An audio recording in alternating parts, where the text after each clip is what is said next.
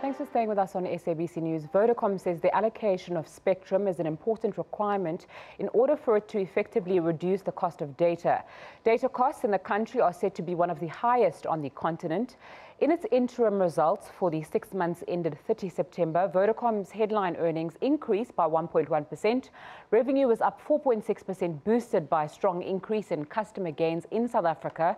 The group reached the 40 million subscriber mark for the first time. Speaking to our reporter Diabo Seto, CEE Shamil Joseph said Vodacom plans to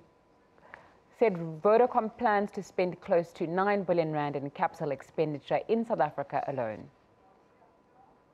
We'll spend this year more than last year, close to 9 billion just in South Africa.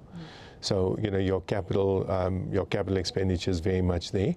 And so strong investment to grow 4G coverage. We're now sitting at 77% 4G coverage. And basically your 3G coverage now sitting at 99.2%, with a big strong focus on rural coverage as well. Speaking of coverage, I know that some of your competitors are now even trialing 5G. What are you giving your customers? What kind of value are you giving your customers on your network? So I think a couple of fold. Firstly, from a network perspective, we're also trialing 5G. We announced it last week. But at the same time, I think the value that we're giving customers is very much through the bundles and the Just For You offers and so on. 1.1 billion bundles sold in the first half of the year. That's going to be about 2.2 billion bundles this year, up 65%. So very strong growth in the number of bundles. And the reason why that's relevant is that it's personalized right down to an individual one-to-one basis. So it gives you more value based on your own personal needs. That's the one part, and we call that Just For You. But also, customers are getting a lot more value. So we see our NPS going up significantly on customers that are engaged in bundles. And now we have more than 18.3 million people using bundles. Data revenue is shooting up across your industry. There's also the data must fall movement. How is Vodacom addressing this? People watching you today, sitting at home, they want to know how their data is going to be cheaper. Africa as a whole is moving towards making sure that internet connectivity is cheaper and more affordable and readily available. Take me through your strategy as Vodacom.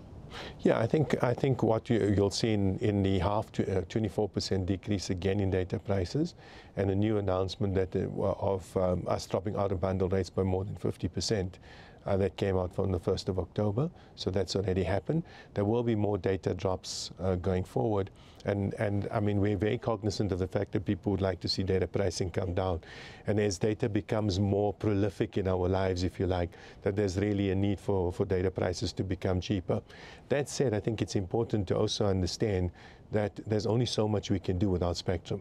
Remember, it's the last time we got spectrum as an industry is 2004. The spectrum that we require is still held up by the digital migration. So the move from analog TV to digital TV, which still hasn't happened. That's the one side. And so there's just so much we can do. The level of investment hasn't stopped, but how we invest is going into adding capacity. And so you're not bringing down your underlying cost of data. Yeah. So to be able to bring down the underlying cost of getting a meg of data, you need to do it in a more efficient way. And the way to do it is with spectrum. So as you have access to spectrum, you're able to drop prices even faster. We're already dropping prices, but we need to continue to invest.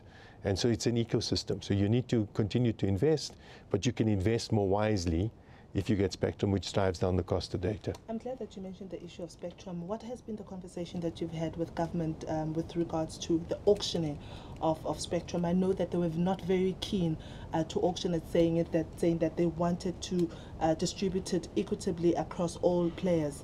What has been the latest with regards to that?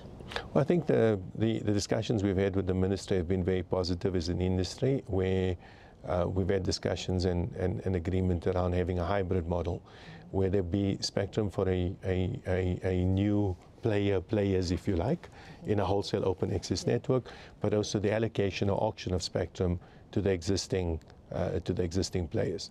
It's not clear yet whether it's going to be an allocation or auction, and also I think we need a bit more speed from the department and ICASA on this matter, but also we need speed fundamentally on the digital migration, because the 2.6 spectrum is available, but the 700, 800 much needed spectrum is still held up by the broadcasters. Let's talk about your outlook. We are wrapping up 2017. Let's talk about what you are.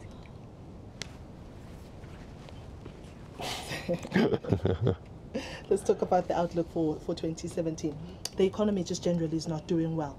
That gives you an idea of consumer confidence, business confidence, and if I as a consumer am constrained and cannot spend more on buying your services, it obviously does not bode well for you. What would you like to see happen when it comes to the economy at large and industry-wise come 2018? Well, I think from an economy perspective, I think as the economy, if the economy can start to grow, that obviously makes it easier for business and also makes it much easier for consumers alike. So I think the growth in the economy, more jobs being created, stable exchange rates are very important for us as we go forward. And from an industry perspective, I think the resolution of spectrum is paramount. So if we can sort that issue out, that will then help for data prices to come down and so on. And I think it then gives rise to a much healthier environment.